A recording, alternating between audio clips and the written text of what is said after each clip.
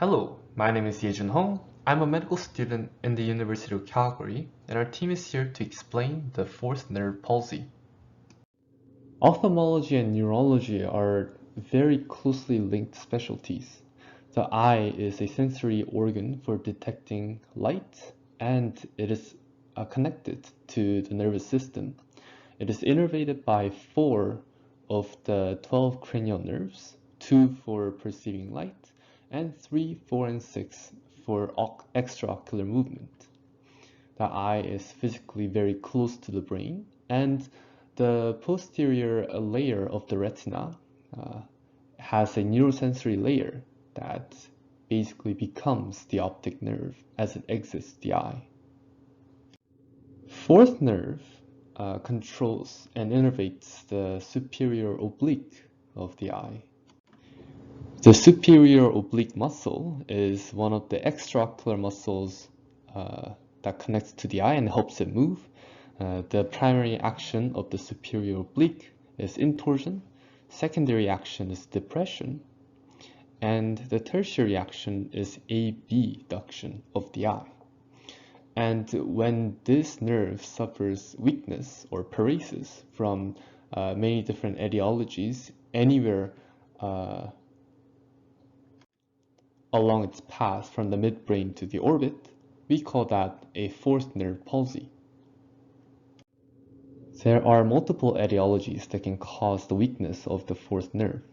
One of those is trauma. So if your head suddenly hits a solid object, for example a ball, or you walk into a wall or fall down into the floor, your inertia would suddenly stop after contact. But because the brain is suspended in cerebrospinal fluid, its inertia would continue until it hits the inside wall of the skull, and that would result in the skull exerting the oppositional force called contractile force on the brain. This can cause weakness of the fourth nerve via direct physical insult or with the resulting vascular injuries. Microvascular disease like diabetes and hypertension, or hypertension can be caused by diabetes, can occur. And cavernous sinus disease, which in turn can be caused by inflammatory infections and cancerous processes, can result in fourth nerve palsy. Stroke and other cancers, as well as aneurysm, are other causes of fourth nerve palsy. The locations along the path of the fourth nerve where these etiologies can cause palsies are largely divided into these categories. In the nuclear region, the common etiologies can be stroke, cancers, demyelinative process like multiple sclerosis, and trauma. In fascicular regions, this is rare, but would have the same causes as the nuclear. And one rare but possible observation that you can find is the contralateral Horner syndrome.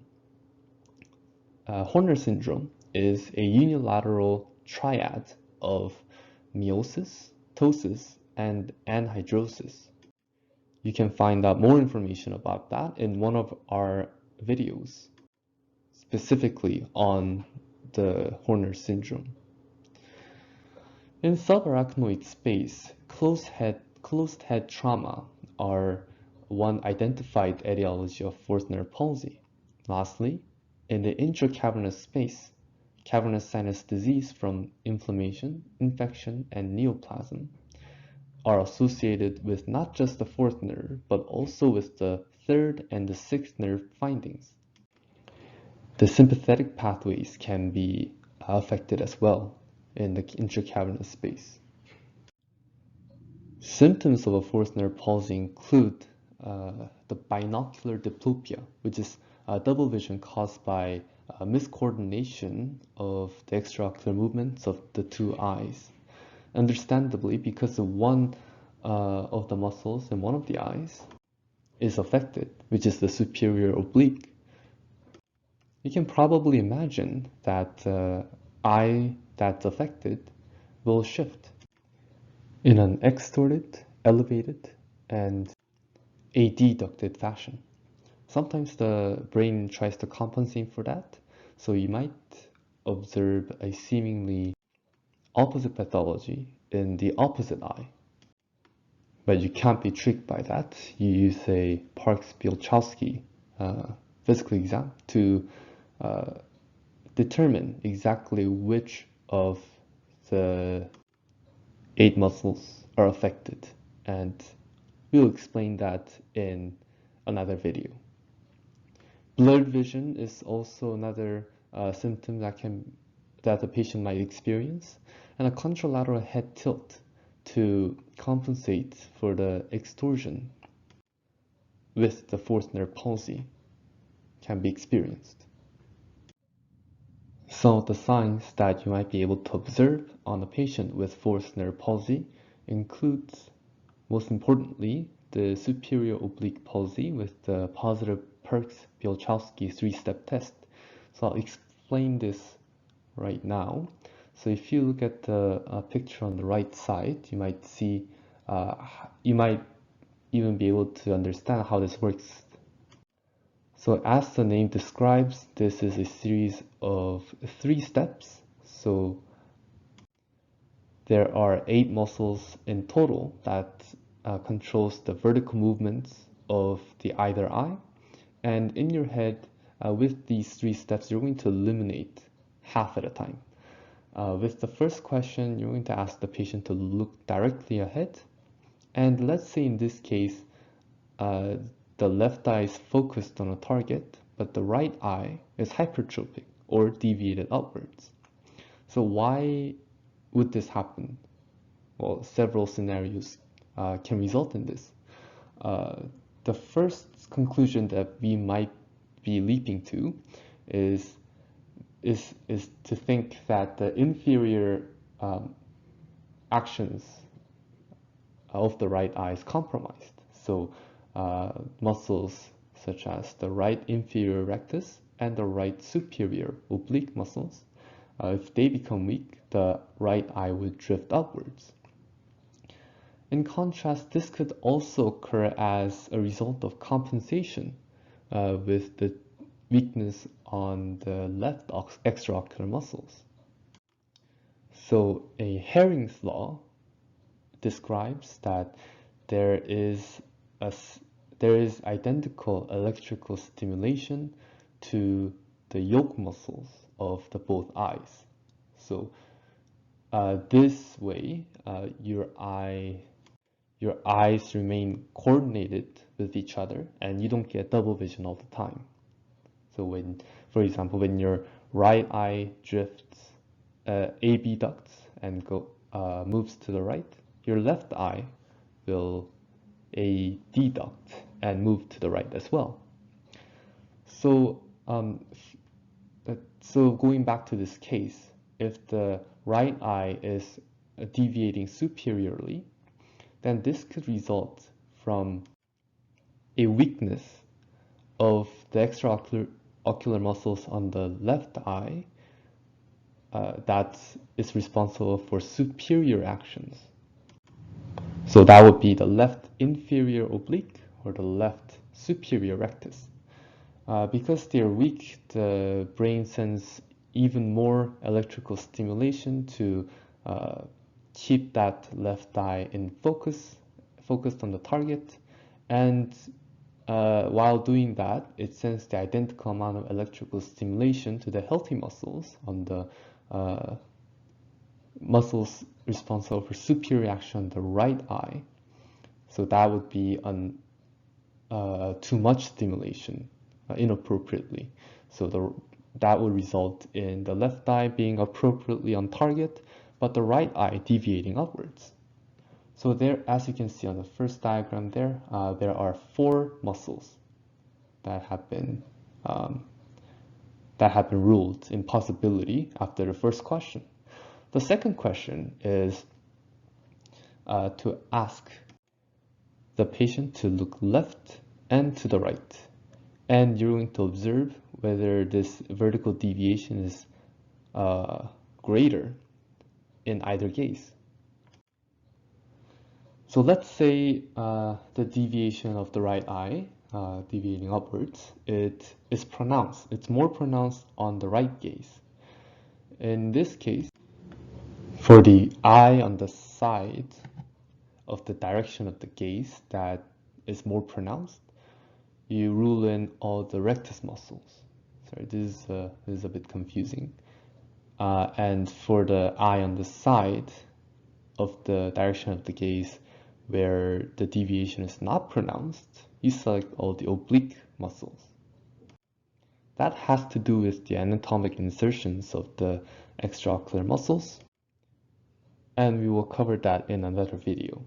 Oblique muscles and the rectus muscles can exert the greatest vertical motion control at different angles of the eye.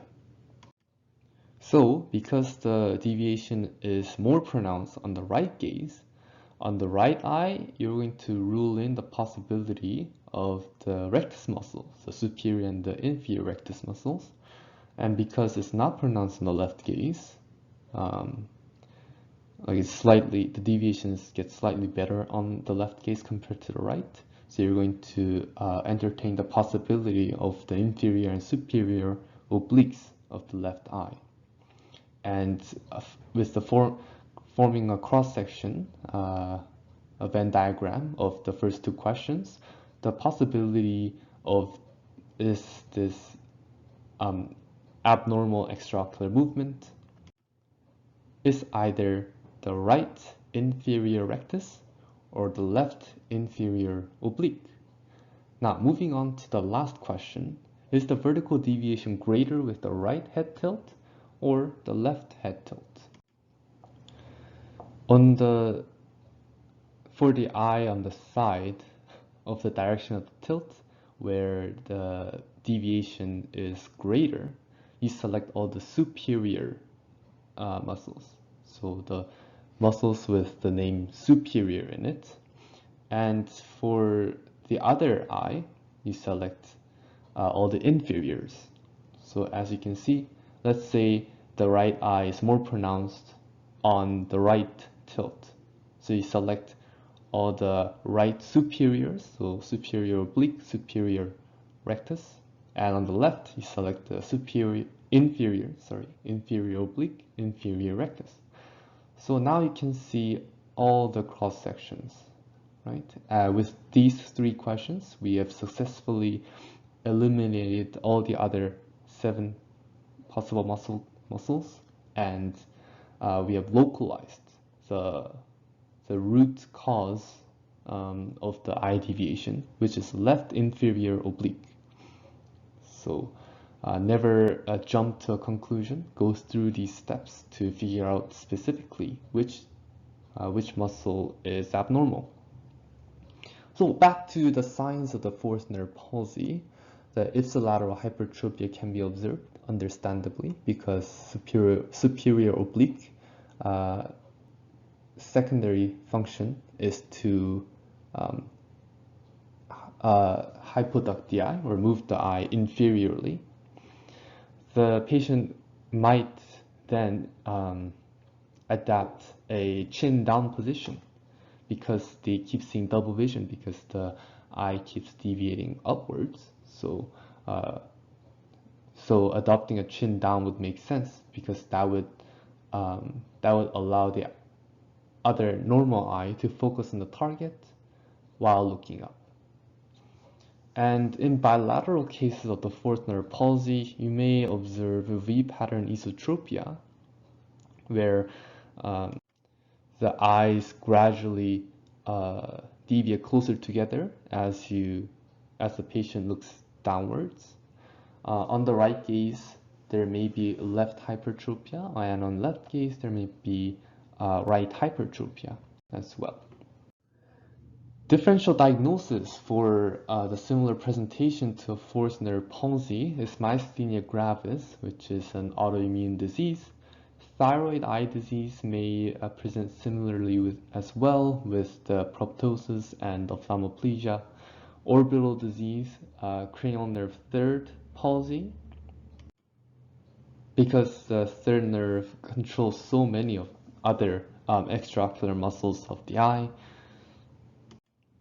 they may end up presenting similarly to the fourth nerve. Brown syndrome is an anomaly of the superior oblique tendon sheath, so that's understandable how it can present similarly. And lastly, skew deviation. So take a complete and thorough ophthalmic history with someone that presents to the clinic with these findings. Take some vitals, do a neurological exam focusing on the cranial nerves, 3, 4, and 6. Look for the extraocular movements, conduct the Parks-Bialchowski tests, and you may employ a double Maddox rod test as well. Investigating for fourth nerve palsy may include testing for diabetes with the fasting blood glucose, looking for autoimmune conditions with ANA, looking at the CBC, go for the cholesterol and the lipid levels. VDRL and the FTA absorption test is for syphilis, and for patients, especially for patients over 50, the GCA if that's suspected, so scalp tenderness, jaw claudication, symptoms, the constellation of symptoms that resemble that. You can also order the inflammatory markers, ESR, and the CRP. Lumbar punctures can be done to look for any infections or subarachnoid hemorrhage. ICE pack and anti-acetylcholine receptor antibody test is for myasthenia gravis. Imaging can be done to elucidate any orbital disease or intracranial pathologies. Angiography, like MRA, CTA, is for aneurysms. Treatment depends on the etiology. For diplopia alleviation, you could occlude the eye with the transport clear surgical tape. For muscle surgery can be done to relieve the deviation of the affected eye. And this is for long-standing stable cases, because if you repair the muscles and reinsert them at the specific location and the disease worsens over time, then there was no point in doing the surgery, and the patient might have to go in for another surgery once that stabilizes. For aneurysms, tumors, and trauma, referred to neurosurgery, and the mainstay of treatment would be to go for the underlying medical conditions, aneurysms, hypertension, diabetes, autoimmune diseases, myasthenia gravis, and so on. The prognosis of fourth nerve palsy also depends on the etiology. For microvascular palsies, there could be complete or near complete recovery, usually. That was quite a bit. We have organized everything that we talked about today in an organized flowchart, so feel free to use this for your reference later on. And this is the reference we used to gather all the information for fourth nerve palsy. Thank you for watching.